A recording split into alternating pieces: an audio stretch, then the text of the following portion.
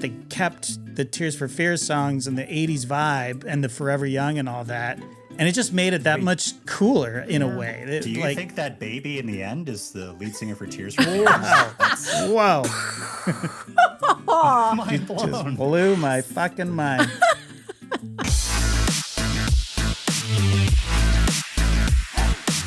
Greetings and salutations and welcome to our very special Oscar preview. This is the first time we've ever done this. I'm Jason. I'm Rachel. And joining us is our resident P-Hound, resident cinephile, although we have another P-Hound who's watched all 50 movies. That's the Jen. But with us, he's the insider. I want to say he's the insider, the Hollywood insider. Yes. It's Dan the Pie Man.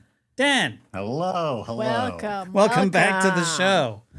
It's great to be back. So happy you decided to join us after Barbarian. We didn't scare you away. The Oscars are my obsessive thing that I love so much. So happy to talk about them this year. Oh, that's good because I have traditionally not liked the Oscars. Believe it or not, cranky old JD does not like the Oscars. Well, it's not. What is it about the Oscars that you don't like? Well, not to be a purist over here, but I don't like arts in competition. Oh. You're like George C. Scott, essentially. You know, he was awarded the Oscar at least once and refused it because he goes, "No, I don't believe in this whole enterprise." Respect. Wait, respect to George. Didn't Eminem also refuse his award? Did he? Yeah. Anyway, well, he didn't go. No. Oh, well, that's different. Yeah. Like there's being too cool for something and then having a fundamental disagreement with the whole concept of the Oscars. I do enjoy the Oscars. I have in the past. In the last 15 years, I don't think I've watched a full ceremony all the way through. I've experienced it following along and I found out about the slap from Jason Concepcion's Twitter account, as it happened, sort of thing. Even though you heard it, heard the slap. I heard it. It was heard around the world, as we know. Yeah. Are you happy with the host this year? Of course, Conan O'Brien. Wait. It's on Conan O'Brien, isn't it? He's returning. Yeah. Oh, okay. What TT? What is he hosting? Oh, he was sponsoring the shorts, the animated shorts, live action shorts being released in theaters. It's presented by Taika Waititi. There might be something else he's doing, but I know for sure. What does that mean? He's presenting them in between each one? Going, hey, check out this one. Conan needs a break. No. Like Ben Mankiewicz? I guess he pays for the distribution of it. I don't know. Yeah. Respect. All right. Respect. Because that's okay, well, hey, you know what? Let's just dive right into this because a huge blind spot for Rachel and I are the shorts. I don't think I've seen any of them. But Dan, you've seen them all. And all but the documentary. I've seen 2 of the 5. The others I've seen. Okay. Yeah, I was fortunate enough to catch a screening of all of them. They kind of present them back to back to back. Oh. So it's fun. I think it is entertaining to watch the shorts because really the purpose of it's all about boosting potential new voices in film, right? These are going to be filmmakers who might make live action features or animated features and that sort of thing. I think the one downside is the live action shorts in particular tend to be the most heavy, gruesome subject matter. Not gruesome, I should say, but it's very it's like that 30 Rock joke, Stone Cold Bummer based on the, book Manipulate by, it's very brutal. And so when you sit down for 3 of the 5 are super rough, it can be an emotional wallop. Oh my God. You're happy they're short films. Yeah. 100%. Yeah. Okay, well, let's assume that people are looking to us for guidance to fill out their office pools. And I'm going to let you just take it away here. What category do you want to hit first? Doc short films, live action short films? Let's hit animated short to start. Okay, so the nominees: Butterfly by Florence. I'm going to murder these names. That's okay. Shall I just name them instead of who did them? Just name the docs. I don't need to know. We got Butterfly, Forever Green, The Girl Who Cried Pearls, Retirement Plan, and The Three Sisters. Do you have a favorite? My personal favorite was The Three Sisters. That one is just like, for when it comes to animated shorts, I guess what I'm really looking for is it a really fun way to animate this picture, something that I've never quite seen before, and unique, especially in the landscape of things like Pixar and Disney movies where it all looks the same. Yeah. And I tend to go for sometimes just lighter fare, something more fun and breezy. And that's what The Three Sisters is. It's just about they're all living on this island in three houses. There's a sailor that comes by to compete for his attention. It's fun. Oh, okay. And then, but the one that I think will win is Butterfly. Okay, I've heard one, of this. that one, I would say it is very beautifully animated. It's essentially like a moving painting. Like you see like paint strokes throughout the screen. And it's a guy swimming. It's about the real life story of this Olympic swimmer who competed for France. I think he might have been from North Africa. I can't remember where. But then this is where you kind of get clued into the Academy's taste. It's based off his real life. He competed in 1930s in France. And then, he was Jewish. And he gets separated from his family, and so it depicts a little bit of the Holocaust. So, anything serious subject matter like that tends to like, oh, well, this is art, award. Right. Gotcha. Yeah. Right. All right. So you're placing your bets on Butterfly. Yeah. I'd say my second choice, if you want to choose something else, is the Girl Who Cried Pearls, right? I think that's what it was called. Okay. That one's a Canadian one. Okay. That's that's my favorite. Yeah. Yeah, it takes place in Montreal. Also a little bit of more serious subject matter. That one, it was almost like animated marionettes, essentially. Oh, that's fun. Oh, interesting. And so like stop motion or? Stop motion. Yeah, I should say stop motion because marionettes, you can see the string. Right, So, gotcha. yes, it's more stop motion. And if we wanted to watch all these and cram them in before, where did you watch We saw them them all? at a theater. I saw them in theaters. They were playing at my local AMC. Oh, okay. So maybe try to search around for those. Gotcha. Some of the shorts are available on streaming services like Netflix or HBO Max. Gotcha. Has a few of those. Those are more in the documentary rather than live action. But it's just a good way to knock them all out in short succession, though. Yeah. 100%. Okay, so live action. Live action short film. We got Butcher's Stain, A Friend of Dorothy, Jane Austen's period drama, The Singers, and Two People Exchanging Saliva. Well. Yeah, that one was the most bonkers. It's French, so it's very, I guess to describe it, the trappings of it seem very heavy. Okay. But then some of the concept is basically takes place in a society where kissing is forbidden by death. Oh. Wow. So to not tempt people chew garlic gum, or eat raw onions or eat raw garlic. Wow. And then also all of currency is essentially getting slapped. So if you're buying a lottery ticket, that's one slap across your face. And so if you're uber rich, you have bruises on your cheek, essentially. Interesting. Yeah. It's those little very this is very silly. Like I'm cracking up at some of this stuff, but it's shot in black and white. So That's funny. Okay. So this is that's your fave or your pick to win? Or neither? I was just saying that's a very silly one. Yeah. Okay. There's some saliva exchanging in Sinners, right? Oh, sure. Yeah. Quite literally. Yes. This is the year of saliva, I think. Yeah. Big time. Unnecessary amounts of. Yeah. Let's see. In terms of the live actions, Friend of Dorothy, I think, is my pick for what will win. Okay.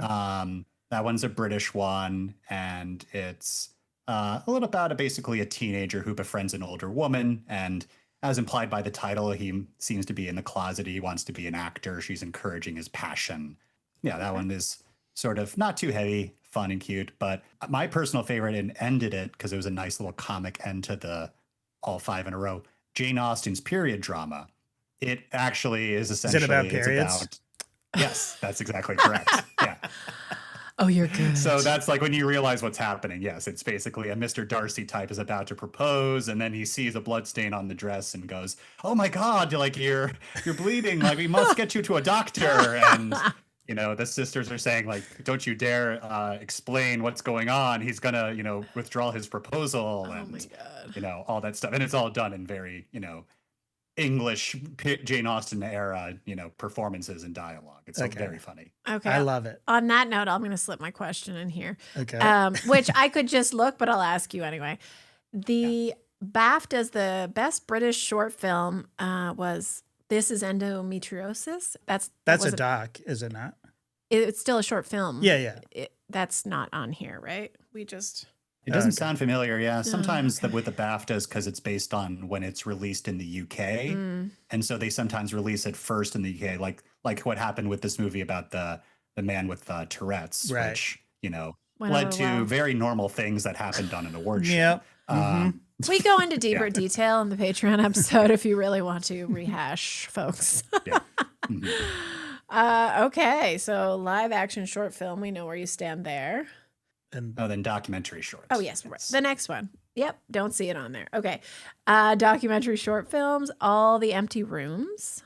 Armed Only with a Camera. The Life and Death of Brent Renault. Children No More. Were and Are Gone. The Devil is Busy. Perfectly a Strangeness. Yes. A So couple far longer what I've titles. seen is Perfectly a Strangeness, which is it's just about donkeys hanging near a telescope. That's it. Okay. As I watched it, I'm going, is this a documentary, right? Like, I think the donkeys are trained. There's no dialogue, but like, how is that not a live action? It's like, it's not like, unless they got very lucky and they happen to find some donkeys walking by this telescope. okay, without spoiling it, what happened? Is that it? It's just beautiful imagery. There's not much that really happens. It's a screensaver. Hazel would love that. Oh my God. Yeah. Oh yeah. 100%. But my pick is All the Empty Rooms. That one you can watch on Netflix. It's produced by Adam McKay. Okay. And it is, again, thinking subject matter where the Academy will pick it. It is about a journalist and photographer who goes into bedrooms of children who were killed in school shootings and documenting their bedroom, as it's maintained and kept even years later. Oh, that is heartbreaking. Yeah, short. We couldn't do a full movie on that one. No. Okay. Yeah. It sounds important. It sounds very good. It's a hard pass from me, bro. I can't. I just couldn't. He doesn't like to get in his feelings. I couldn't see a Hamnet, guys. I'll tell you this right now. I didn't see a Hamnet. And refused. I can't handle the passing of children. I just can't. I can't do it. Spoiler alert for real events from we should hundreds of years throw ago. that Wow. out there. For Hamnet? I guess. Okay, so that All the Empty Rooms is your fave or your That's pick my or pick. both? That's what I Okay. think will win. But he hasn't seen them all. Oh, okay. Oh, I have a loose association with an expert in gambling. His name is Dan Fuel. I don't want to say the name because they're not paying us for this podcast. But I am keeping a half an eye. So I am going to chime in with some odds from Mr. Fuel. Now, here's my question, I guess. Does it seem like you can wager on the Oscars until they air? I don't know when it cuts off, actually. It's a great point. The voting ends tomorrow, and then the votes are tabulated. Right. So some individuals know the results. yeah. Correct. Insider info. Well, Before it airs, And this is the whole prediction market conundrum, Yeah. But this is the world we're living in, and I have odds to share, so I'm just going to share them. And this is what's the date today? It's March 4th. So as of March 4th, these will be any odds that I say are coming from Dan Fuel. So what the hell does he know about movies? I don't even know. More of a sports guy. Right. Yeah. And fuel guy. He loves his fuel. He loves fuels up on all sorts of stuff, but not movies. All right. Well, should we go to the biggest, or where do you want to start? So best casting to start. Okay. Casting. We got Best Hamnet, casting. Nina Gold, Marty Supreme, Jennifer Venditti, One Battle After Another, Cassandra Koulakundis, The Secret Agent, Gabrielle Dominguez, Sinners, Francine Maisler.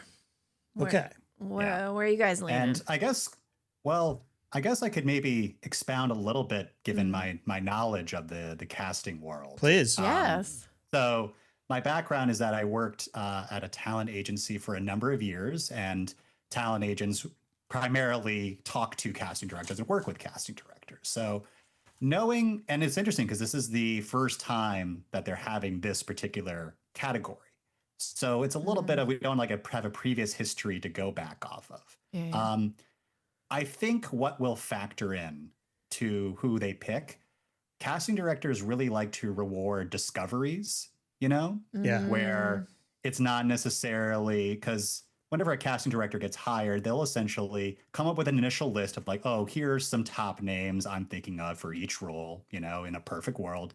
The director or producers will also have their lists, essentially. Sure. But then really the joy of a casting director can be from just auditioning some up and coming actor, or maybe someone they had never seen before in anything, and going, oh, wow, like, I think you could get this role, essentially.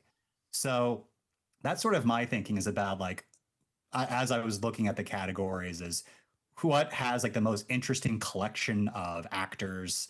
And so to that regard, I guess my personal pick, I'm really torn between The Secret Agent, which, I'm obviously not really familiar with casting out of Brazil, but it had lots of interesting faces in that cast outside of Wagner Moura. And then the other one in typical Safdie fashion with Marty Supreme, you've got Kevin O'Leary, right? The Yes, you Mr. got Wonderful. it. Yeah. Some of the various like bit characters that are all really interesting and interesting faces. Of course, Chalamet you didn't necessarily need the casting director to hire him, but a lot of the supporting roles, I think the casting director did a great job with that. Yeah, we talked a lot about this in our Marty Supreme coverage when we reviewed that. And they just plucked some people out of nowhere too, like literally off the internet, and in some cases NBA legends, just legendary filmmakers, and the cast there's something like 140 speaking parts, and they're incredible. They all slap, in my opinion. That's my pick. That's my pick. Who I want to win. It's also my prediction of who will win. Can you guys guess what the favorite, according to Dan Fuel, One Battle After Another is who I think. You think? I'm thinking potentially Sinners being the favorite because of the discovery of Miles Canton. In that lead role. You would be correct, Dan. Oh, nice. Yeah, that was my pick for will win. Yeah, I think that's probably would be a big factor. And also I do wonder a little bit, because also what I'm thinking about is that the Casting Society of America, they have their own award shows for many years, like their versions of the Oscars. They're called the Artios. And a lot of times what they tend to give as best casting for a drama or whatever is, this is like our version of Best Picture, essentially. Not necessarily casting contingent, but what we thought was the best movie with the, from a casting side. So that's what makes me think, yes, Sinners or One Battle are probably more of the favorites. Right. I would like to shout out The Secret Agent because half of those people I don't think are actors. Right. Yeah. The line, by the way, for Sinners is -280, which is a heavy favorite. Not heavy as in some of these categories, but the next one would be One Battle After Another. That's +430. So, yeah. And then the other bit of casting that I wanted to give a shout out that Jason, you won't know this because you haven't seen the movie, but Hamnet. So there's the character of Hamnet played, I'm forgetting the actor's name. His last name is Jupe. And the reason I know that is because his older brother is Noah Jupe, who was in A Quiet Place and Honey Boy. And he was a working child actor. He's older now. So, Hamnet, some things happened to Hamnet. And then Shakespeare writes Hamlet. Yes. And they cast Noah Jupe to play Hamlet and literally have his hair stylized like Hamnet's hair. Interesting. So I thought that was a very fun little nod his to have older brother the two brothers. Exactly. Yeah. Fascinating. That's cool. Okay. Yeah. It's all about, seeing your own child in the role. Jacoby, is that Jacoby Jupe? Jacoby Jupe. Jupe. JJ. That's a cool name. The little guy. Interesting. Okay. Also, it was just an accident. This is a snub. It's not a nomination. Is it a snub? No, I'm just want to shout it out because I thought the cast was really good in that. And again, I think there's only one professional actor in the entire cast. And, you know, this was shot in the streets of Tehran. Under the radar. Run and gun and in secret. And it's actually an amazing feat. So this won't be the last time I shout this out, but I thought the casting was great, considering that that there's no professional actors in it. If it was just an accident goes in, what do you swap out? Great question. Probably One Battle After Another. Yeah.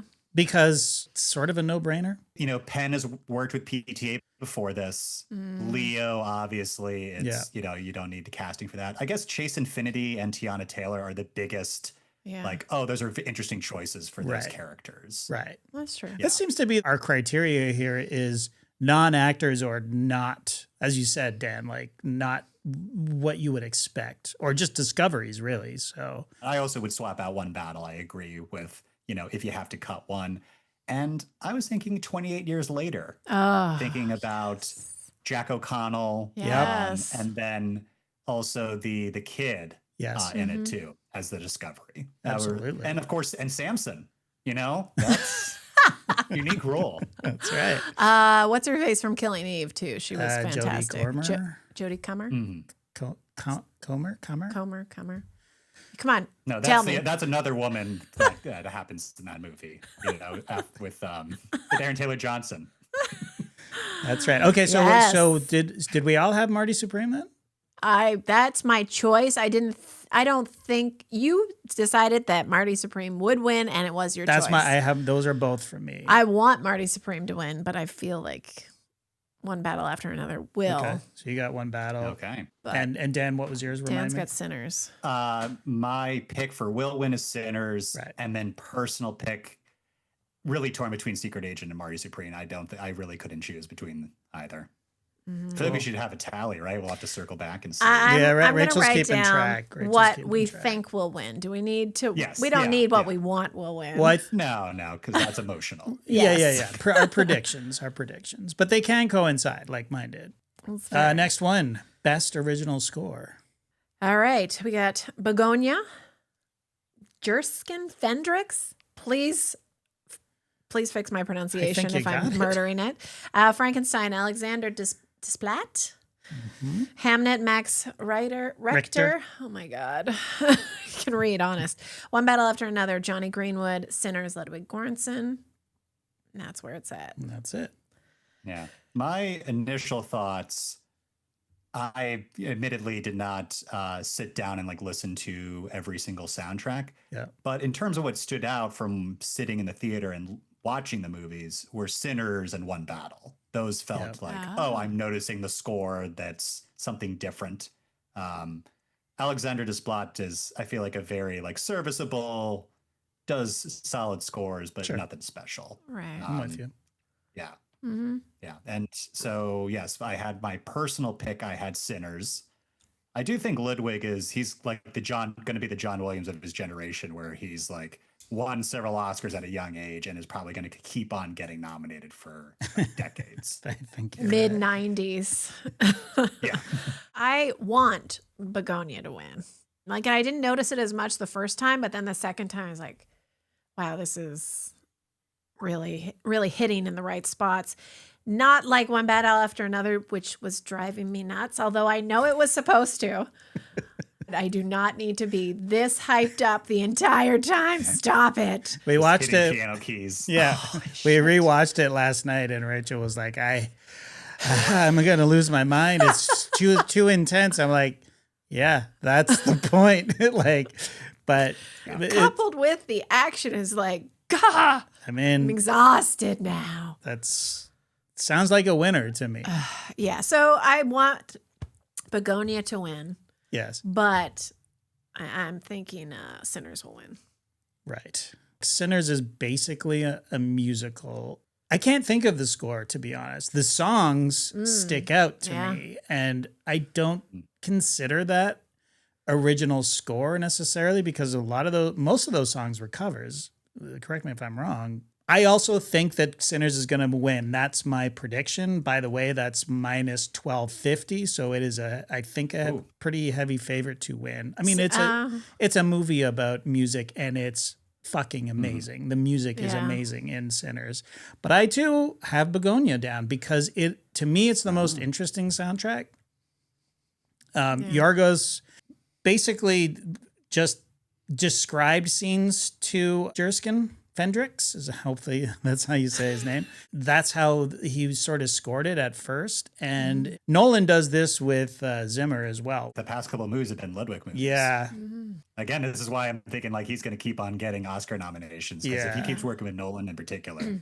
Is Hans back for Dune 3? No, that's not Villeneuve. That's why they kind of split up because of Dune. Because Hans was like, I have to do Dune. Right. I'd love to do Oppenheimer, but I have to do Dune. You may have been replaced, bro. Maybe. Yeah. Younger, sexier model. Exactly. But yeah. Still European. Exactly. The cuts to Plemons on his bicycle with the orchestral sort of chaos. It's just, it sets the tone. It's very off-putting in a way, but still amazing. I loved the score to Begonia, but these are all bangers.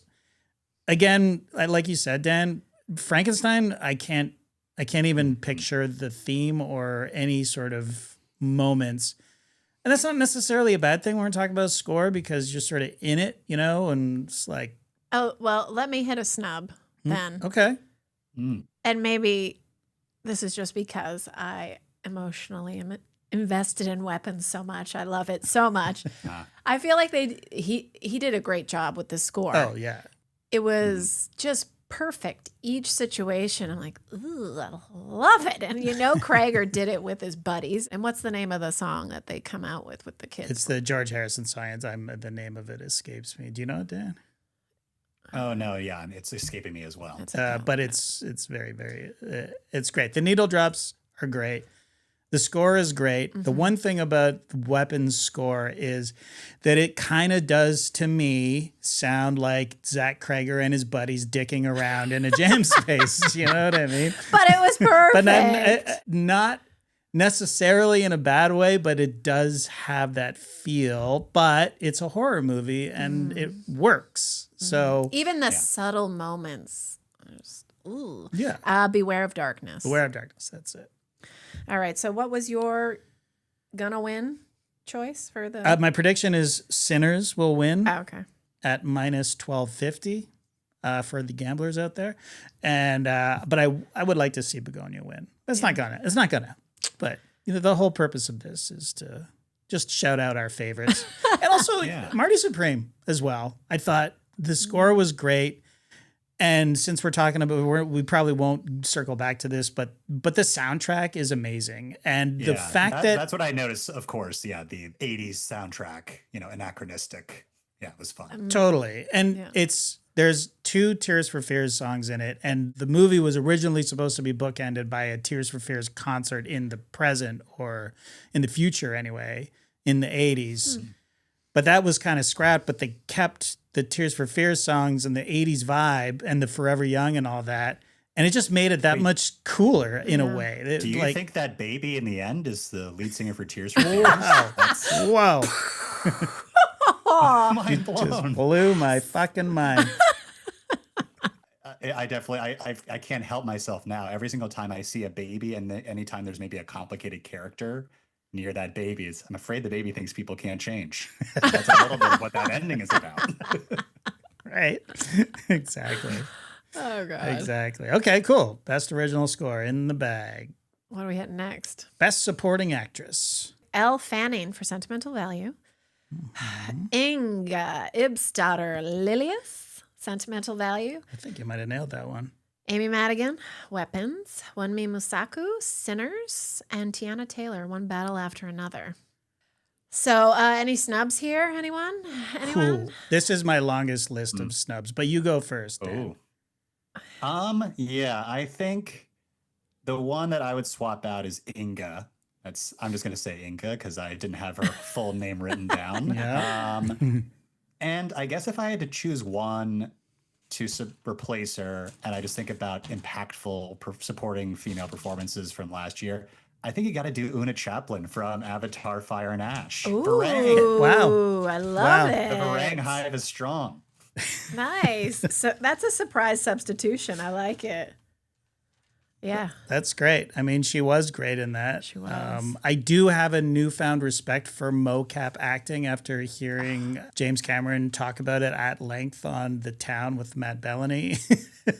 And he's right. It's sort of when you watch those docs of those people acting in those ridiculous suits in basically a wide open, empty warehouse that's completely lit. It just feels like Mike got off his forklift and started reciting lines from Avatar in the middle of a workday. Do you know what I mean? Like a full black theater in a high school, and you just are riffing it. But it's not black. Yeah. It's, fluorescent That's lights true. almost on you. That's even harder. And it just seems like it would be way harder. And he calls it the purest form of acting. And I'm kind of with him. And this is a great pick, Dan. I'm, not one on my list, but yeah. What about you?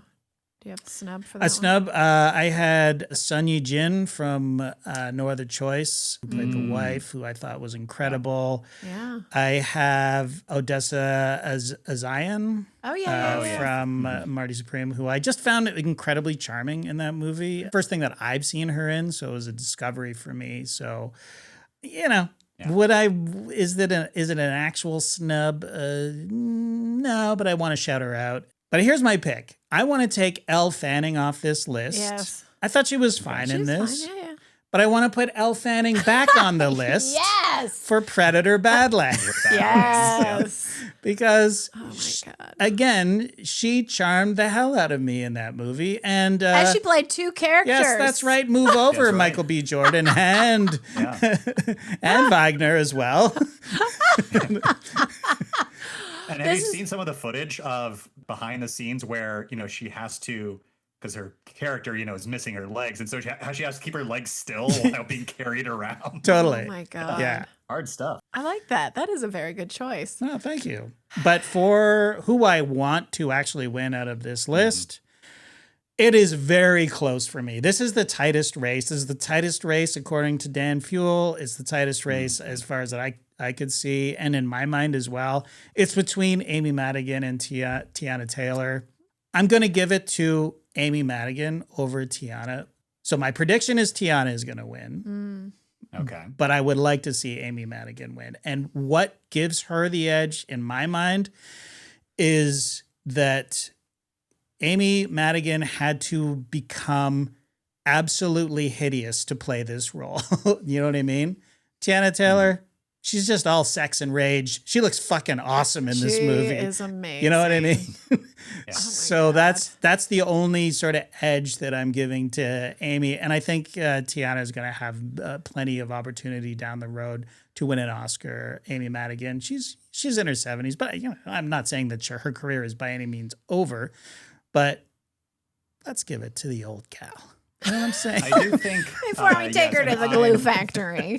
That's Amy is also my personal pick. I mean, I loved, the weapons as well and loved that performance. I also have her a slight edge for Will Win. Okay.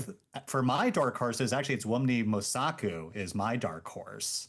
A little bit. I think if the Academy gets swept up in Sinners, I think she rides that wave. Yes, I agree. Okay, so is that your... If we're going to pick one, I'm going to pick Amy Madigan for okay. And I think the one thing that will give her perhaps a slight edge is that when it comes to the voting, I mean, just like a lot of elections, you want to vote for something you feel good about. Mm-hmm. And Amy's been working for so many years. She probably knows a lot of people in the Academy. It's a little bit like, I want to give my friend an award. Sure. Smart. Yeah. Yeah.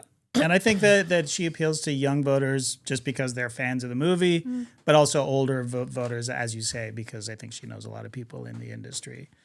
Amy Madigan, by the way, is the favorite to win. Plus 130. And Tiana Taylor is plus 170. So it's basically a push. Like it's a... so I'm totally off. I'm choosing Wonmi Masaku Okay. as my choice and as the winner.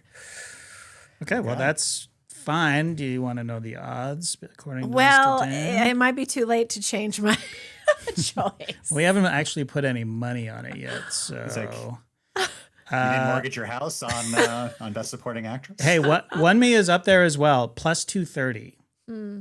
Elle Fanning is at plus 5,000, if that's to give you an idea of the range. So you have Tiana Taylor again at plus 170, Amy Madigan at plus 130, and then Wonmi is plus 230. So Not that far off. not that far off. Not that far off. All right.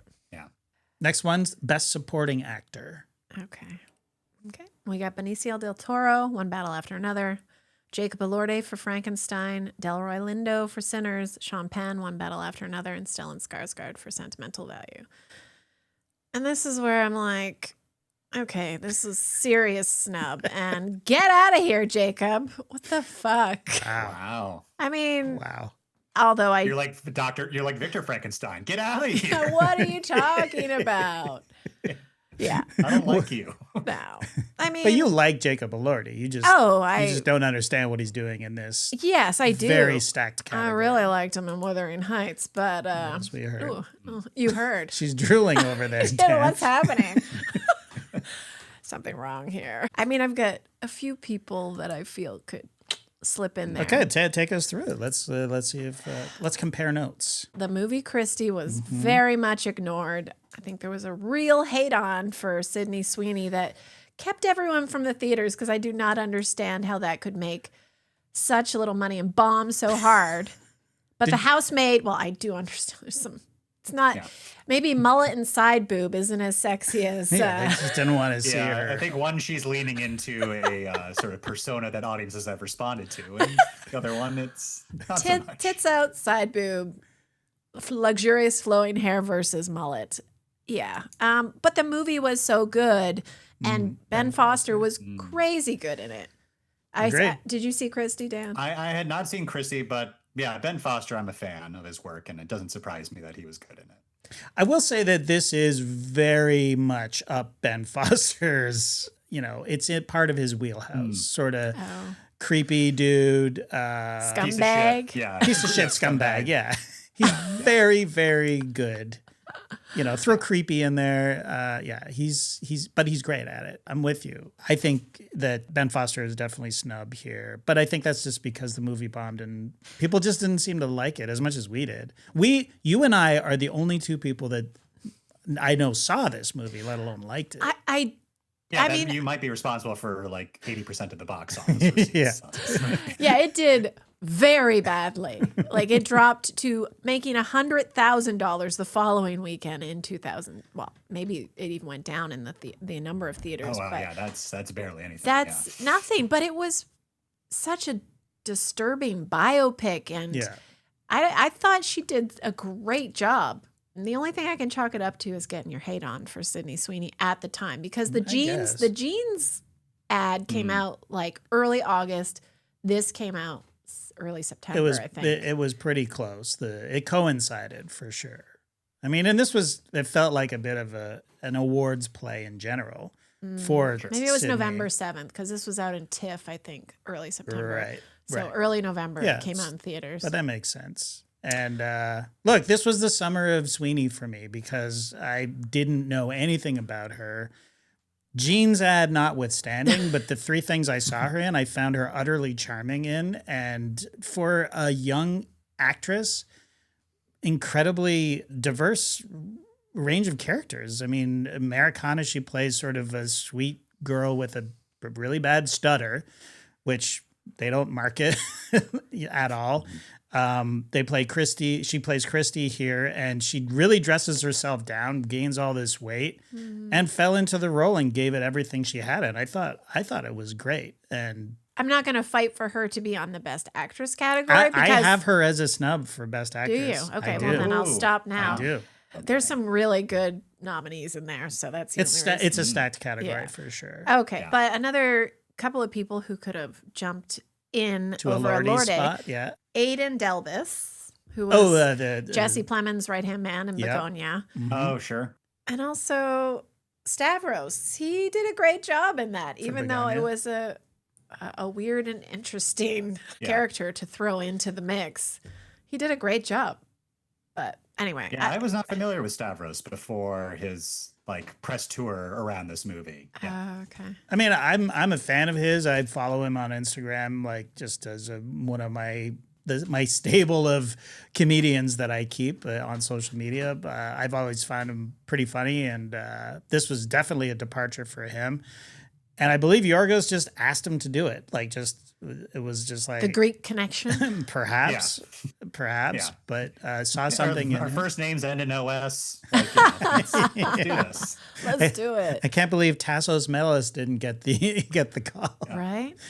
We also got Ralph Fiennes from 28 Years Later. Also on my list. That's what I have on my swap. Yes, I would swap Ralph Fiennes in 28 Years for Stellan. You were. I like Delorty and Frankenstein. Yeah, I mean, I didn't dislike him. I just you weren't impressed. It's like it's more if I had to choose one. Stellan is a great actor. I love his work. I don't know if there's anything special about this performance that necessarily would give him an Oscar nomination over other things he's done. Right. So that's why it's like if I have to choose one. Yeah, fair enough. I mean, I have one more, and he can take a Lordy's spot as far as I'm concerned. Now, Dan, you might know this better than me. This might actually be a best actor, but Josh O'Connor from Wake Up Dead Man. That's who I had him as my snub for actor. Okay. Yeah. I'll move that down. I'll move that down to best actor. So I wasn't sure because Craig is sort of the lead of that, and there's such an ensemble cast. I wouldn't know. It's maybe if you were like a publicist and you're trying to do some category fraud, put Josh O'Connor in there. You hope he wins. What about Josh Groban for best supporting? Josh Groban has a beautiful. Did I say singing, Groban? has a beautiful singing voice. Josh Groban, give him all the awards. Brolin. Oh my God. Brolin. The words are coming. Josh. Because O'Connor, I think he's lead actor because it's the movie is through his perspective for so much of it. And I think Benoit Blanc is a supporting character. Yeah, I would agree with that for sure. You know what? Josh Brolin instead of Jacob Elordi? Yeah, I would pick him. I thought all the parents were good. Yeah. All right. Well, who's your choice? Who do you want to win? Who do you think will win for me? Actor and supporting role? Yeah. Okay, who I want to win and my prediction are both the same person again. It's Delroy Lindo. I said it months ago when we covered Sinners. He's awesome in every scene that he's in. But really it's the car scene when him and Michael B. Jordan and the new guy Miles Kent, yes, are in the car, and he's basically explaining what the blues is. He's talking about this crazy story, and then words escape him, and then he just sinks into the blues. And I'm just like, give him the Oscar right now. Just give it to him. There is no better performance in that category, or maybe at all.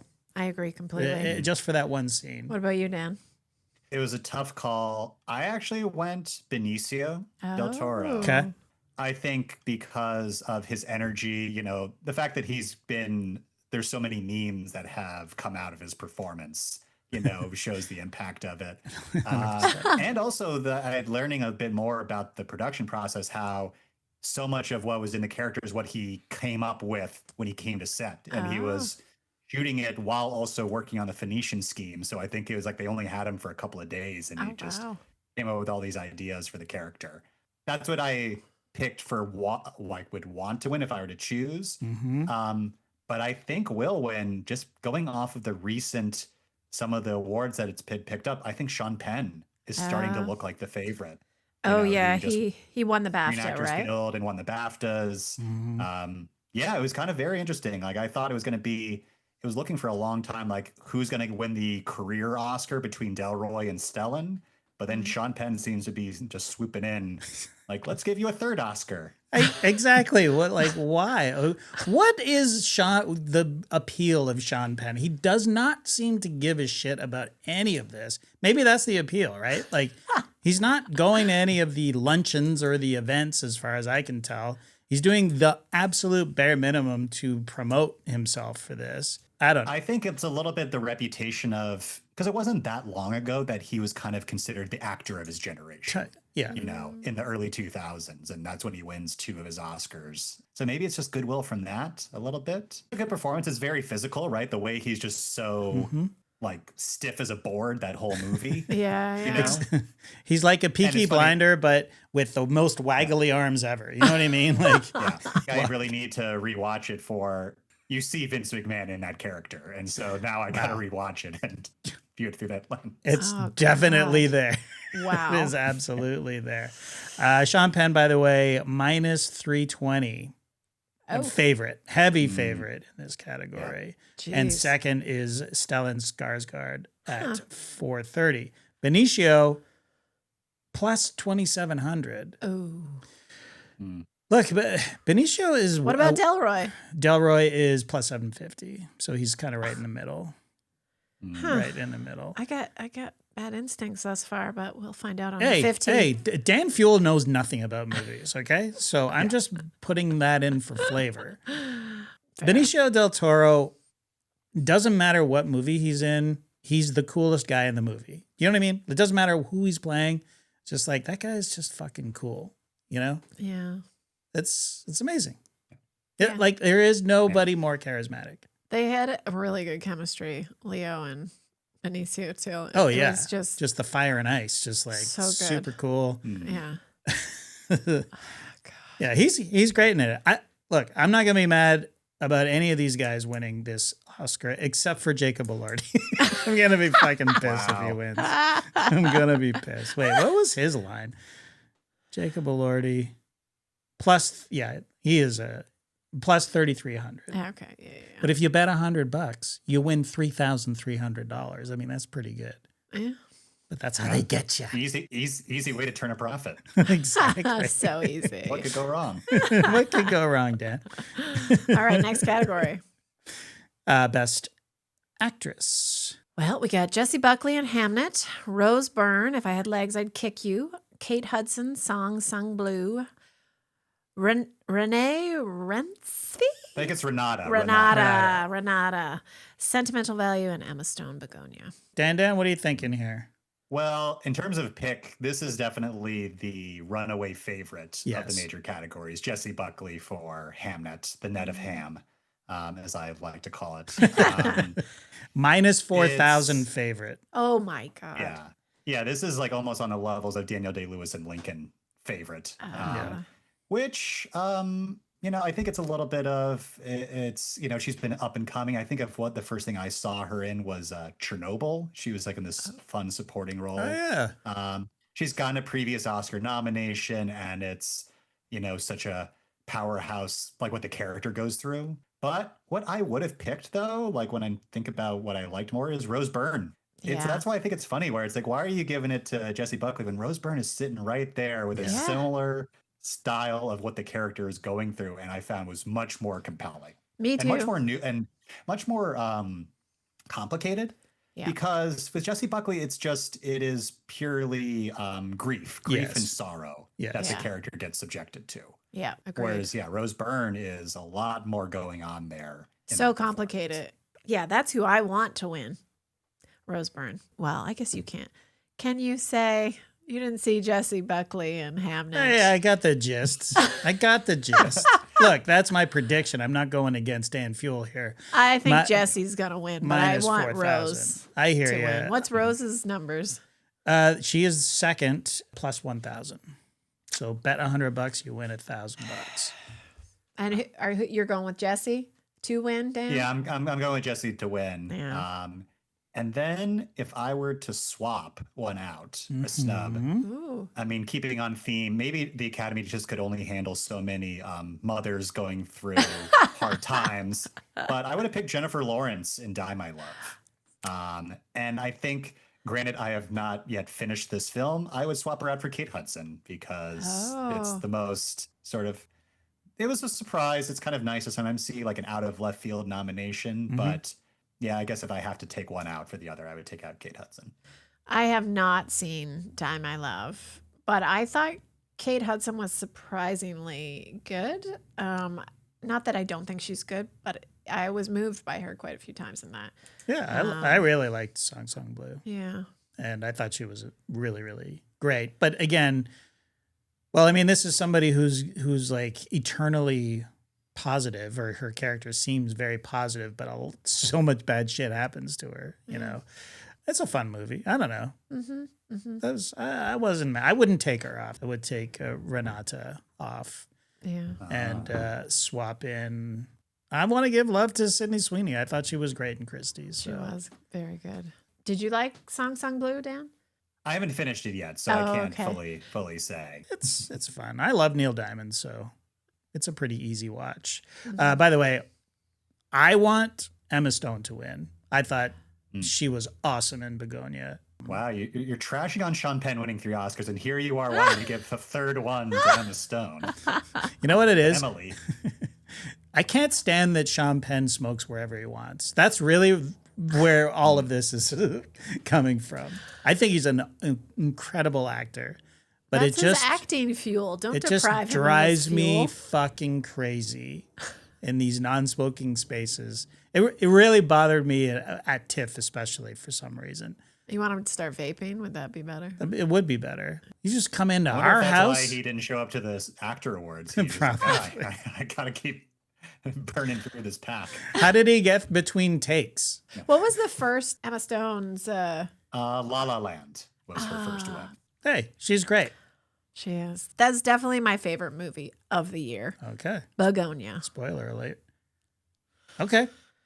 Yeah. Best actor. We got Timothy Chalamet. Yeah, I know I said that wrong on purpose. Marty Supreme, Leonardo DiCaprio, One Battle After Another, Ethan Hawke, Blue Moon, Michael B. Jordan, Sinners, and Wagner Moura, The Secret Agent. Dan? I think personal pick, I would go Timmy. I think you had mentioned in the episode about how he keeps you compelled despite this being a Safdie brothers character who will, in a Safdie brothers fashion, right? They're so obsessed over something and then will make terrible decisions because they are so obsessed towards getting towards an end goal. Correct. So frenetic. That's what I think personal pick. And then it's tough. I think this is the one, especially after Michael B. Jordan having just won at the Actors Awards. I think if I'm going to have to go out on a limb, I'm going to pick Timmy. It's a little bit of, he had just lost last year. I think he's very much in the Leo DiCaprio range, right? Where it's like he's this young, successful movie star actor, handsome, and the Academy wanted him to wait a bit, right? Don't want to give it to you too soon. And now he's lost twice, and so maybe now they're going okay. Because I think if he doesn't win now, he might go the Leo route where it'll be another decade before he wins. Right. He won't win until like he's thoroughly in his 40s. And he was nominated last year for the Bob Dylan role. Yeah. Is that correct? Yeah. And then Call Me By Your Name was his other nomination. Oh, of course. Right. Yeah. Here's the problem with Timothée.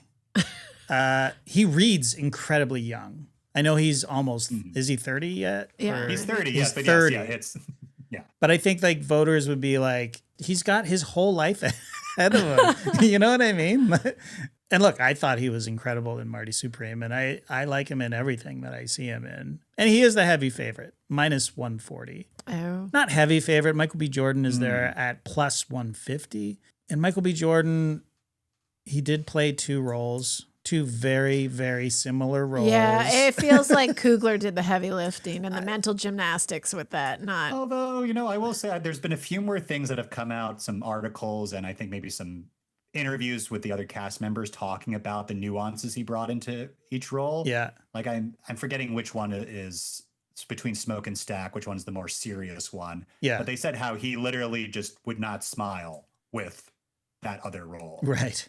Even Womney, she said that literally on set, she's like, she could very easily oh yes, you're performing in this character. You're like locked in to that. Right. So Right. I mean, look, I'm being a slightly facetious. I think there are subtleties in the roles of between Smoke and Stack, and I thought he was incredible, and he is incredible in everything he does. But I also think that he's also very young still, and I think with him and Coogler, I think the blank check guys mentioned, he's basically the De Niro to Coogler's Scorsese's. By the way, Coogler also is still very young. Yeah. So there is going to be years and years ahead of us of these two collaborating and I think getting Oscars.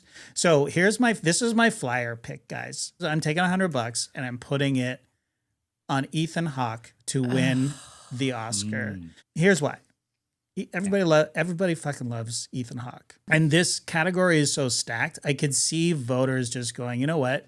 Ethan Hawke's been around forever. He's great in everything he does.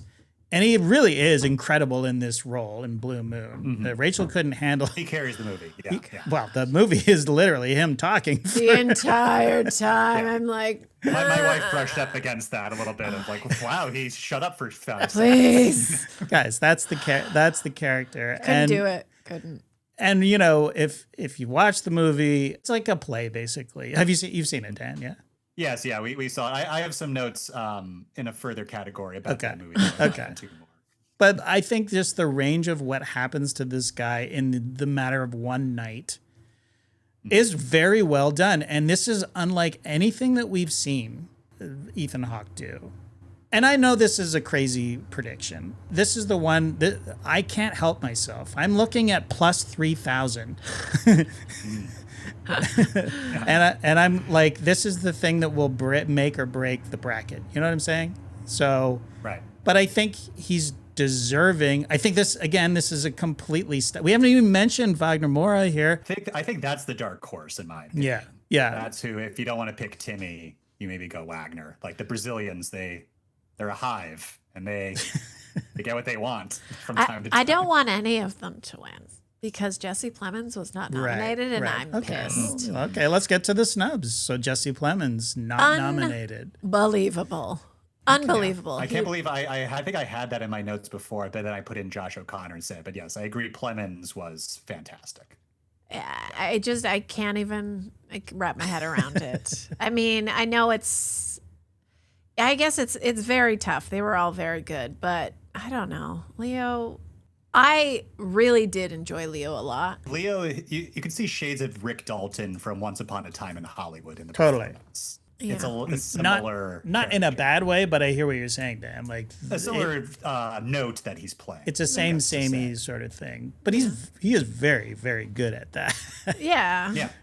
I feel like, did they even see Begonia? Okay, well here's what I mean, it got nominated in quite a few other categories. You're right. This is what you're going to bump up against is that Begonia. While we loved it, Dan, did you enjoyed Begonia or? I enjoyed it. I still need to think about where I would place it on the Yorgos rankings myself. Right. And I say this as a Yorgos fan. Yeah, I love it. Fair enough. A lot of people hate him, though. A lot of people don't like Yorgos. A lot of people don't like Begonia. Like, it's a lot. It's out there. So if you're in that camp where it's just like, I just thought it was crazy, is too crazy for me or whatever, then I can see you sort of going, well, whatever, Plemons, get out of here. But if you're with us, and I think it was the best movie of the year that I saw, I had the most fun watching that movie out of anything that I saw last year at the movies. There is no Emma Stone performance without Jesse Plemons. The two of them together sort of facing off with one another. You're just in that room and just the mental gymnastics that both of them are doing, sparring with each other. And then sometimes it leads to violence. More than once it leads to violence between the two of them. It's just fucking amazing. But you kind of have to already be in the camp of, well, this is the greatest movie of 2025, which you and I are, but people aren't. So I'm with you. I like weird.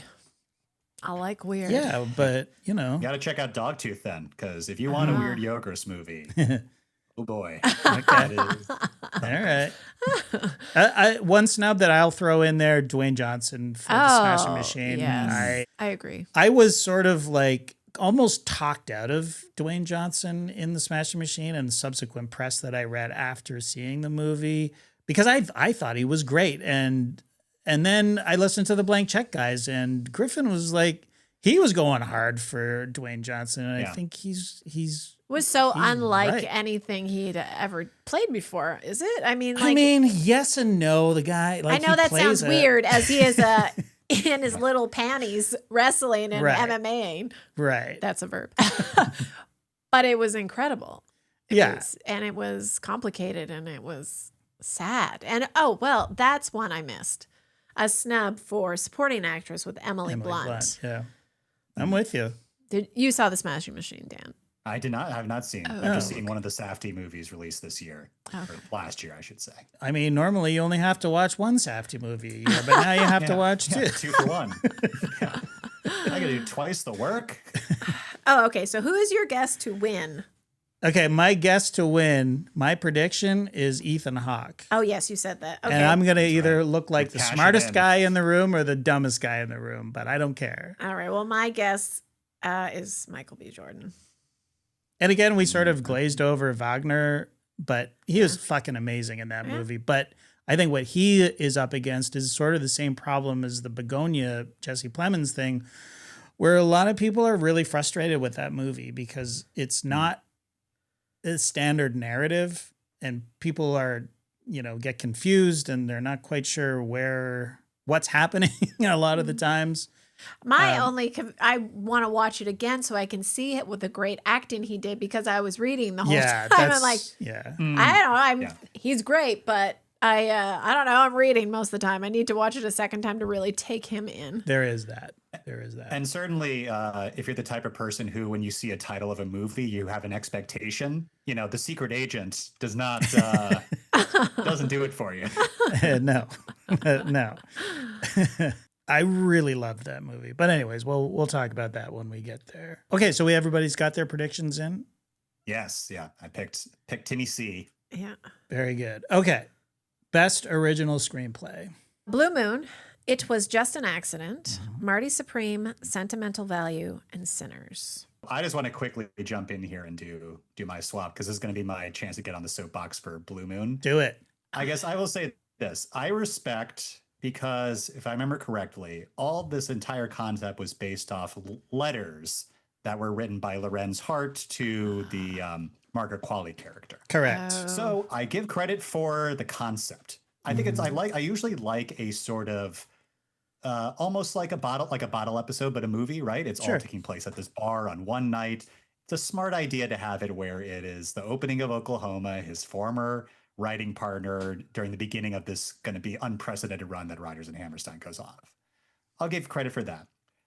The dialogue, though, and some of the moments, oh my God, it does way too much of the stuff that is like it's a little too cute, where like, oh yes, Ethan Hawke inspired he's talking to E.B. White, and he goes, I got an idea about Stuart, Stuart, or going like, Oklahoma, it's going to be performed by high schools for decades to come. Right. It's going to win a Pulitzer Prize. It's all these things that the character has amazing insights because the writer of the screenplay is from the future. Yes.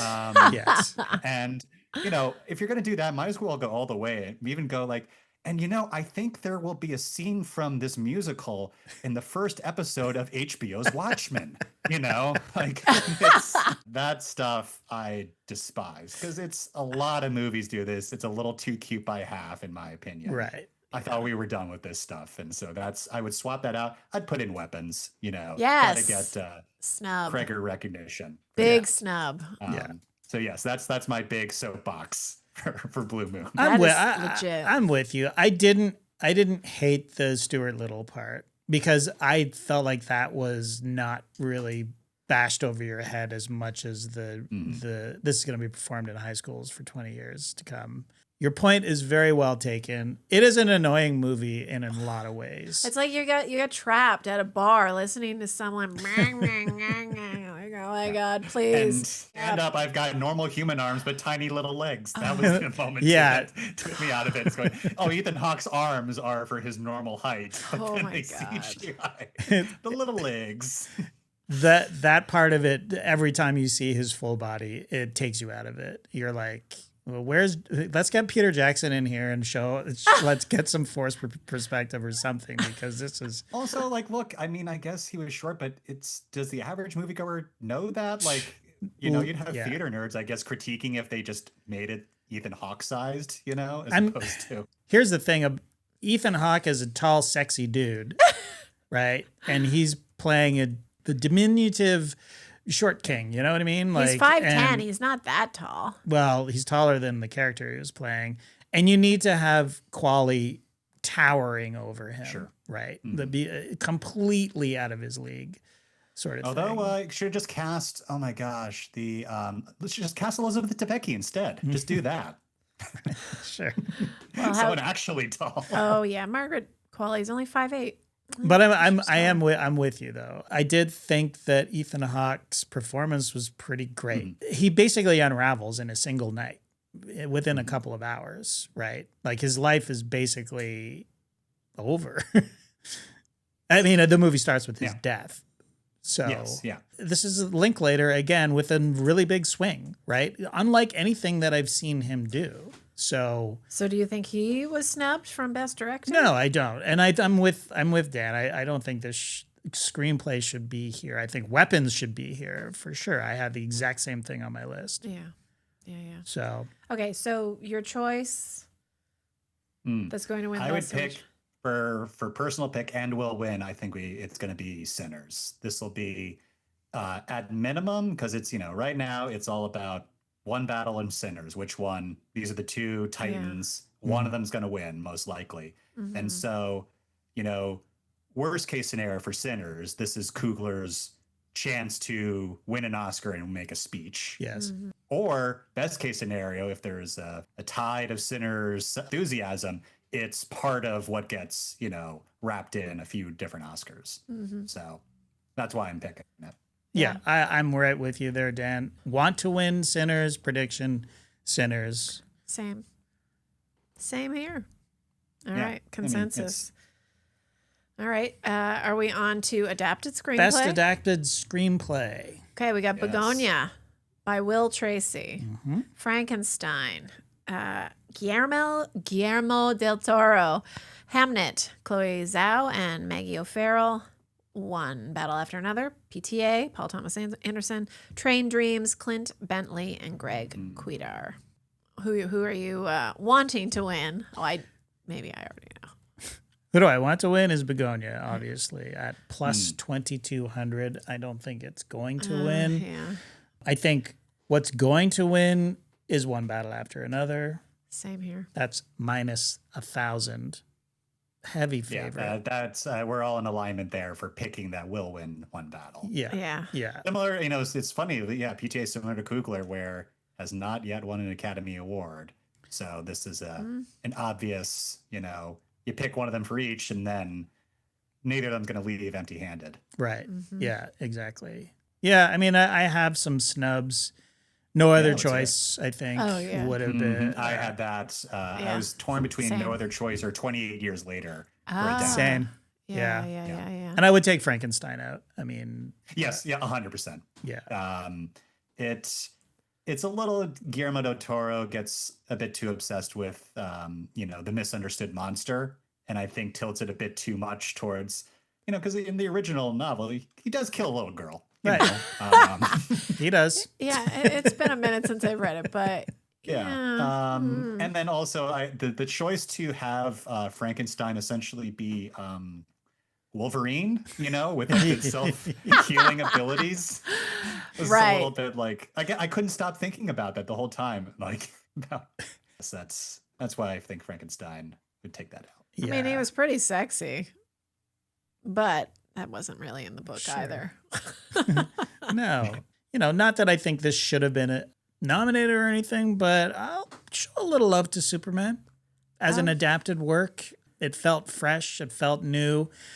Taking something that we all know so incredibly well and just making it something new and fresh and launching this new DC universe was extremely successful in my mind. I do like to shout it out, to not get too into spoilers about Superman, but taking the idea of Superman's motivation and turning it on its head a bit. Yeah, exactly. And like I had never kind of thought about it in that way. I did like that twist in the story. Totally. Yeah. So that was one of my faves for last year too. So James Gunn, we'll probably never see him on the Oscar stage, but you know, just show him a little love here. He's doing all right. He's doing okay. He's doing okay. Yeah. Although he's gonna have a new corporate overlord soon. Yes, he is. If I remember correctly. Yeah. We'll see. Did you get your prediction in? Yeah, it's the same. The same. We were across the Begonia board. and One Battle. Okay. Yeah. Oh yeah. And I guess my personal pick was One Battle. For what I want to win. Right. Oh, it was for what you wanted to as well. Yeah. Yeah. Right. I guess because of a little bit of taking Pynchon's novel. I only, I didn't read it, but I read a Wikipedia summary, so I basically read it. Yes, of course. And understanding, that he took these, because it was originally about taking place in the 80s and about 60s radicals. Right. And so changing those ideas and motivations for those characters, I thought was an interesting choice. Yeah, and he's been wanting to do this since early 2000s, PTA was apparently. So it's been brewing for a while. It's a great script, and it deserves to win, and it'll be great to see him up there. We're at Best Director. Okay. Yeah.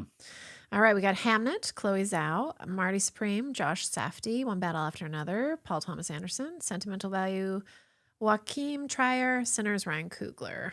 Dan, who you got? It's stacked. Yes. I think personal pick. I mean, I was weighing between PTA and Coogler for personal pick. I think I gave the tip to IMAX over VistaVision and picking Coogler.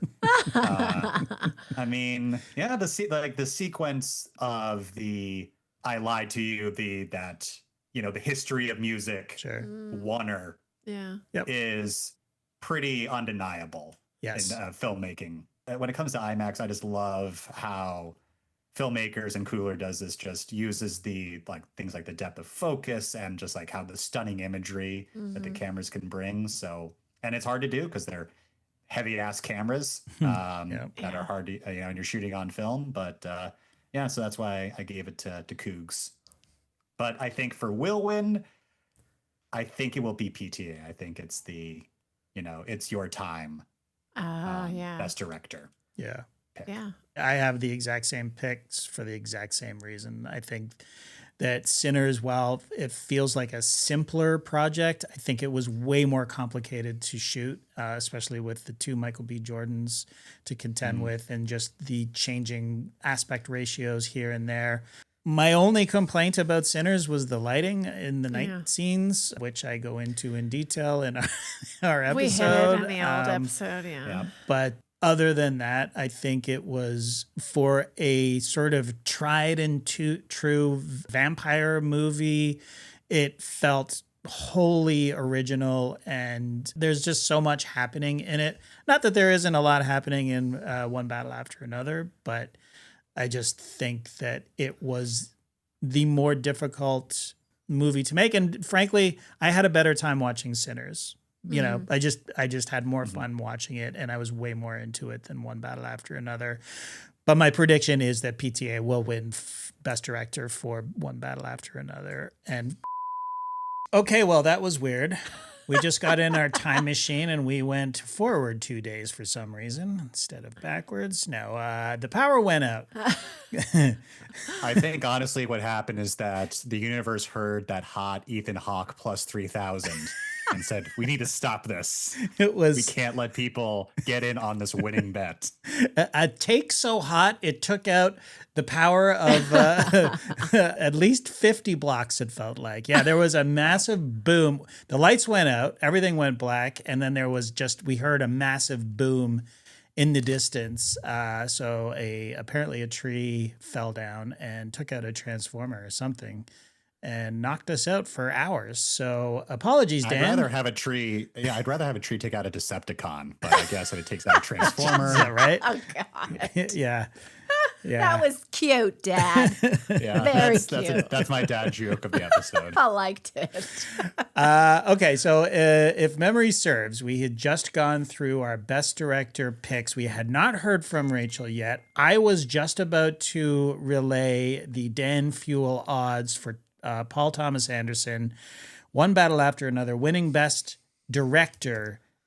It's minus 1,500, so 1,500. And Coogler is at plus 800. So PTA, heavy favorite. Yeah, I'm going Coogler because I just want Coogler to win. So Coogler is your prediction? I'm going to go both. Okay, that's fair. That's fine. I'm just rolling the dice. I know the odds are against me, but I want him to win. Hey, it is sometimes in those Oscar pools, it can be good with a heavy favorite, but there's a dark horse to sometimes zag, right? You know, that's where, you know, you can maybe pick up a point in your Oscar pool that nobody else would get. Yeah, 100%. Are you in an Oscar pool, Dan? Yeah, I always like to host a Oscar party and have a ballot that people fill out. So we should have done that. We talking black tie or hors d'oeuvres, champagne, all that? Oh yes, the blackest of ties. Yes. Yeah. You Pails fancy and everything. Is everybody locked in to the ceremony, or is there a lot of chit chat in between and stuff? There is a little bit more chit chat than I usually like. I like to be very locked in, you know. There was one year where I got one of those outside pizza ovens and I made pizzas for everybody, but I didn't quite time it out. We had to start it late because I was still making pizzas for people and it was stressing me out a little bit. How many pizzas at a time? One at a time? It was one at a time, but it would be like individual pizzas. So they'd cook when they were in there. It would take like a minute. Yeah. Oh, yeah, okay. yeah.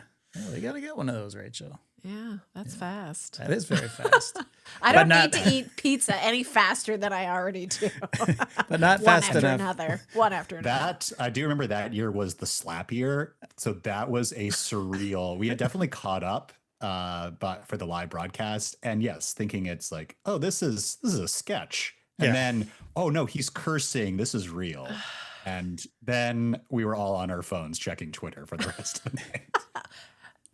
Again, that's how I found out about it, through Jason Concepcion. And then Twitter just blew up during the slap. Anyways, we're not talking about the slap. Let's stay on track, guys. I know we just got together again for the first time. There should be a bet for what crazy shit can go down this time. I was going to say, I do two things. I was hoping Conan would have done them last year, and maybe now in his second year, he'll have more confidence to do it. I want to see either Paul Rudd doing a clip of Mac and Me. Yeah. You know, that old bit. Yep. 100%. Or the masturbating bear. I don't know if it would be appropriate for network television, but the masturbating bear would be fantastic. Nice. It's on YouTube, right? The actual ceremony. Is that right? Not this year. It's going to be, I think, starting 2028 or 29. I'm trying to remember if the 100th Academy Awards will be on network. Oh, interesting. I think it will be. Oh, wow. Right. And then I think after that is when it goes to YouTube. So where is it broadcast this year? ABC. It's been on ABC for many, many years. Okay. All right. I got my Disney Plus. I think I'll be fine. Almost fell into a panic there. How are we going to watch this thing? I'm sure we can figure it out. Yeah, masturbating bear. Did you? What about the pyloric sphincter? Ever see that sketch? That's good. One of my I'm favorites. not familiar That's with that one. very good. That's old, right? Yeah, that's from very the old. original NBC show. Conan had like a pyloric sphincter, which is the sphincter that attaches from your esophagus to your stomach. And he would just put things through it, you know, like, oh, an apple slice, and a big apple slice would pop through it. And then, of course, Snickers bar would inevitably go through on national television. It's just great. Just great stuff. Before you were born, Dan. That was Perhaps. Hey, no, I was alive. I was alive. alive. Conan. Yeah. Just was not, binging late night television That's right. as a child. That's right. Okay, well, let's get to the granddaddy of them all. All right. Best Picture. Begonia. Okay. F1. Have not mentioned that yet, surprisingly. Frankenstein. Hamnet. Marty Supreme. One Battle After Another. The Secret Agent. Sentimental Value. Sinners, and Train Dreams, another one we haven't spoken of. Yeah, we haven't talked about Train Dreams yet. That's true. Yeah. Okay, Dan, let's start with your replacement. Do you have anything you'd like to take off this list and slide on in there? Yeah, I think if I were to take one out, look, I love advertisements zooming past you on screen for 80% of the movie as much as the next person. Sure. But I do think F1, I don't think is quite worthy. The filmmaking, I think, was very strong. I did see it in a theater, but not IMAX. So maybe I didn't get blown away from that spectacle. But I found the filmmaking, it was the same director who did Top Gun Maverick. And that was a lot more dynamic, blew me away how they pulled it off. And F1 was solid. It's a solid blockbuster. The story is very predictable. I think the only thing that I thought was a fun twist, I guess, is how much Brad Pitt's character is sort of skirting the rules a little bit, to continue to not like place dead last or stuff like that. Yeah, I just didn't think F1 was that good. And then maybe Frankenstein too. I think Del Toro has done much better work. So I would swap out one of those and put in Weapons, Yeah. I think it was sitting right there as a successful studio film that was a lot more fun and a lot more surprising. But I guess they felt they only wanted to have one super genre movie, in the 10. Well, do you even Begonia is a bit, heavy genre. Do you think, like Jason has said before, the F1 was thrown in there just to get more eyes on the telly for the Oscars? That's certainly why the Academy expanded the Best Picture, slate all those years back. It's not necessarily that they always have a designated blockbuster slot every year. Yeah. It is funny, a couple of those years they'll expand it and then it's still a bunch of independent films and Sundance Fair. I think it's just that it's a combination of a lot of the tech branches because it got a lot of technical nominations. So I think they liked it. And then the fact that the Academy has expanded internationally so much in the past few years, and F1 is very popular. And it did quite well, I think, at international box office this year. Yeah. So that's my theory for why it got in.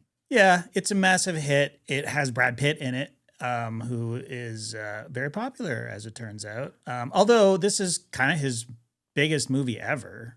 His biggest hit, I think. Really? Yeah, I think worldwide, probably, yeah. That he's the lead in, for sure. I think it was Matt Bellany that said this, or somebody on his show, The Town. It's for the dads. Something for the dads to get excited about. Literally, there was Ford versus Ferrari a few years ago. Exactly right. Exactly right. I'm with you, Dan. And Frankenstein as well. I was pretty, not that impressed by it.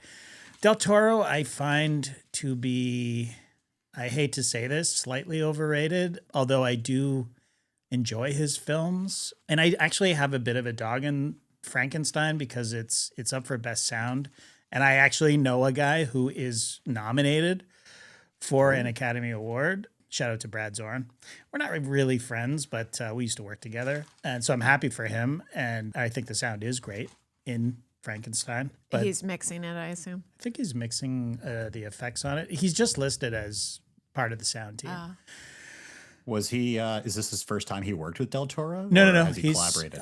He did Nightmare Alley for sure. And I think he did Shape of Water. Del Toro does all his films in Canada. I think he shoots them in Toronto, and I think he does the post in Toronto because I think that these were all mixed at Deluxe. Del Toro, a great friend to Canada. So I'm happy that it got nominated, but I was very excited for this film, and I just was like, ugh. I had to watch it in 4 sittings. I think I did too, but I think what it really is that I think I mentioned earlier, Guillermo del Toro, Misunderstood Monsters is like a through line of his career. So many things. And Frankenstein is almost a little bit of the text, of that idea. And there's a section which is from Frankenstein's perspective. And that is where you can tell Del Toro is the most invested in. Yes. And it's the most interesting section of the movie. Mm-hmm. It unfortunately takes at least an hour to get there. Exactly. So it's drags for so long with Victor's childhood and everything. in a story that a lot of people are pretty familiar with, even if they haven't read the novel. Totally. So yeah, I just think it was unnecessary. Yeah, I will say that the production design, like the bodies and stuff coming to life, like the body parts and all that, and just his gruesome lab and the gothic sort of moist nature of it. It was beautiful. As gross as it was gorgeous. The colors were beautiful. And, totally. Yeah. But I think at this point, Del Toro, I think that's the baseline for him. Yeah, you would expect like really good, strong production design with that aesthetic. And so you're hoping for the narrative to capture you a bit more. Yeah, exactly. And I'm with you. I would definitely put Weapons in. I would take F1 and Frankenstein out and put Weapons in 28 years later. Yeah.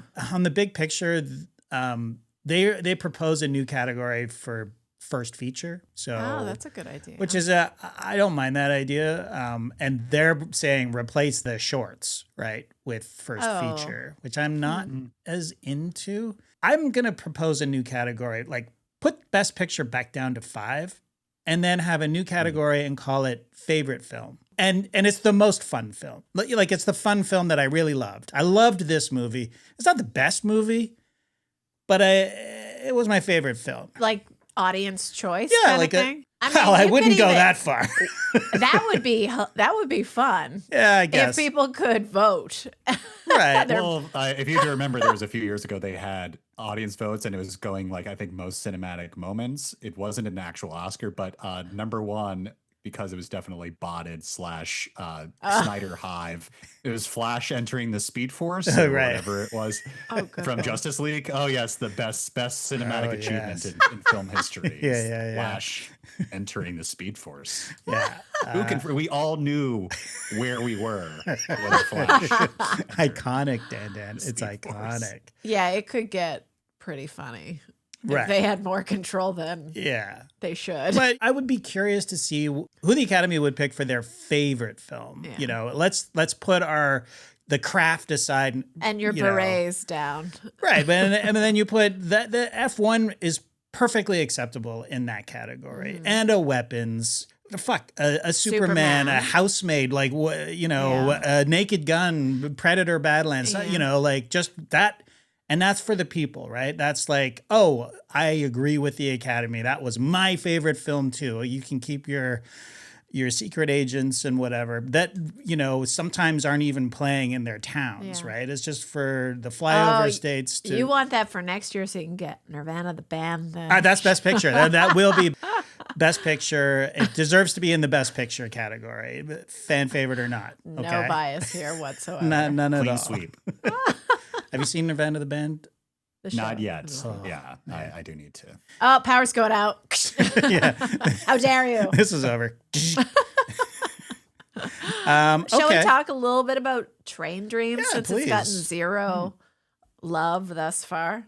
That one I did enjoy quite a bit. I thought, Me too. Because we didn't talk about cinematography, that would be my personal pick for best cinematography. Yes. It was gorgeous. I was blown away at how stunning the imagery was. I mean, every shot was like a beautiful photograph for a time because it was still and it was magnificent.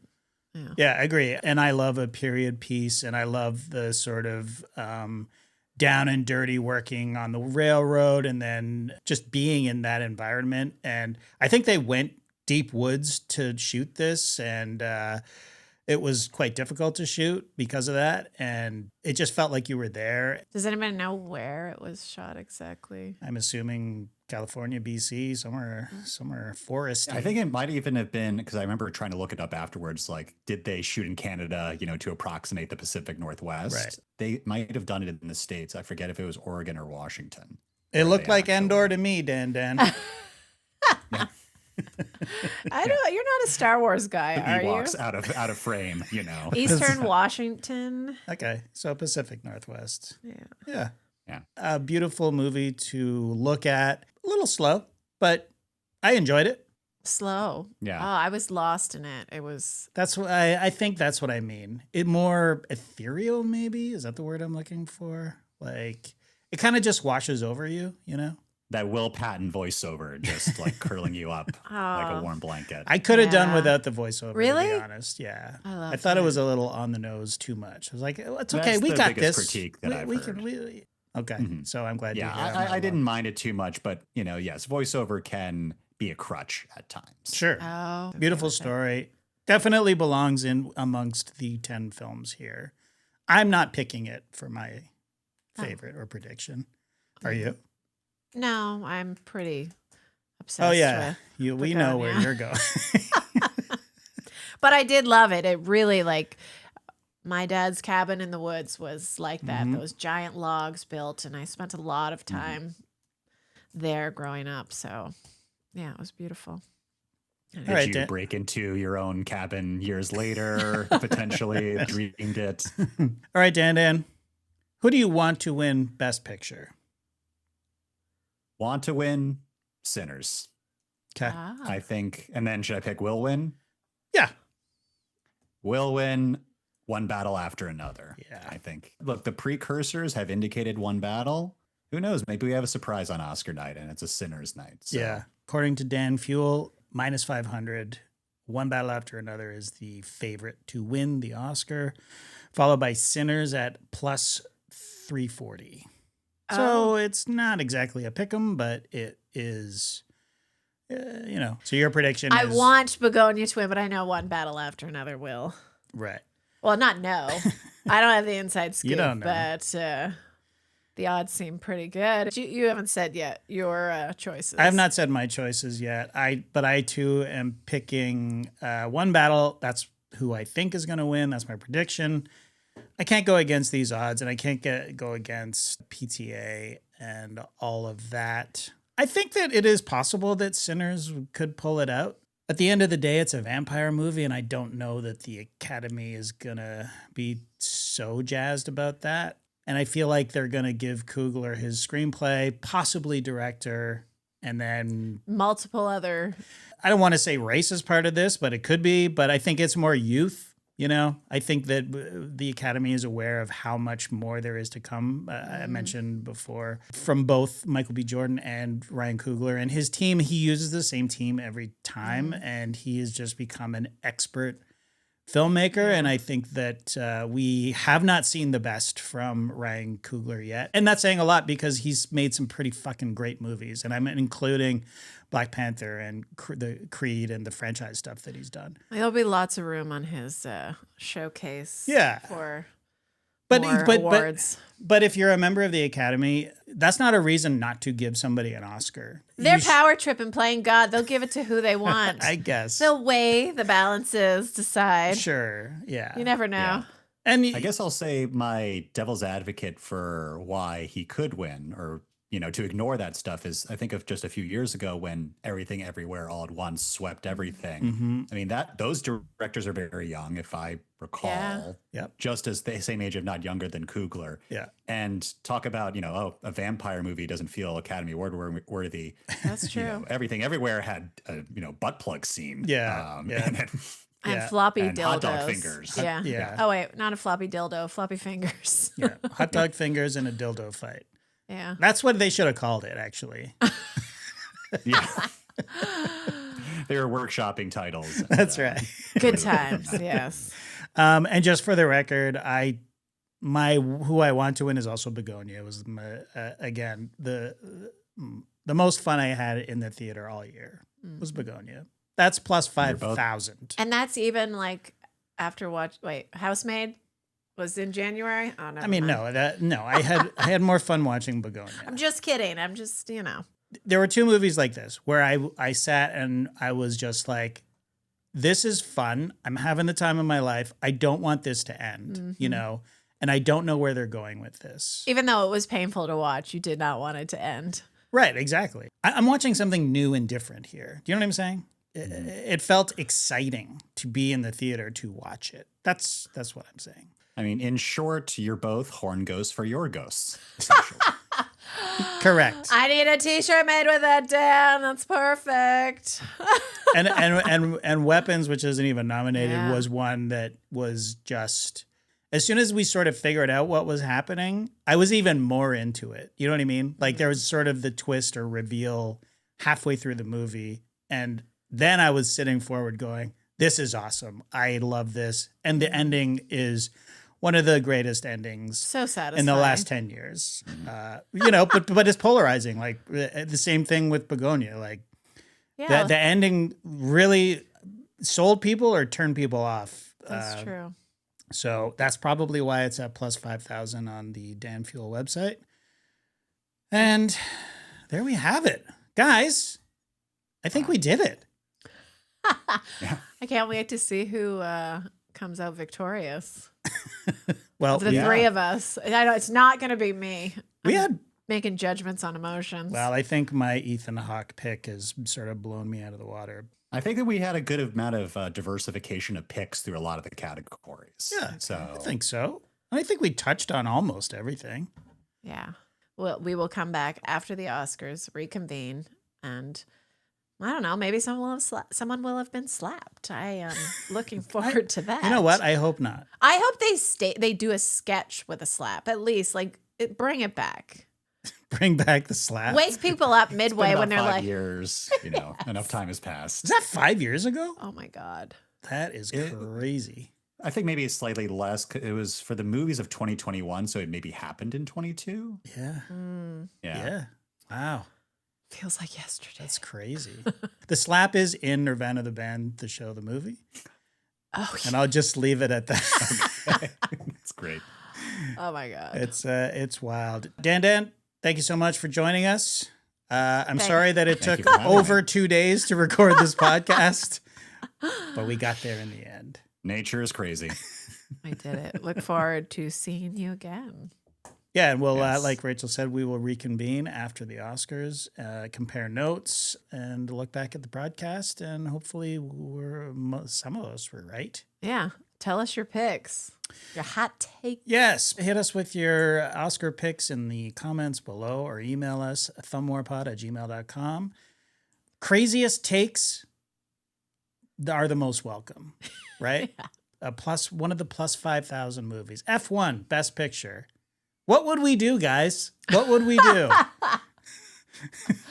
That would be bananas. Be crazy. Man, join a Patreon, $5 a month gets you ad-free episodes and monthly hangout, which is coming up very soon because it's March. Holy crap, it's March. That's next week. Dan, thanks again. Thank you. We'll see you next time. Bye. Bye.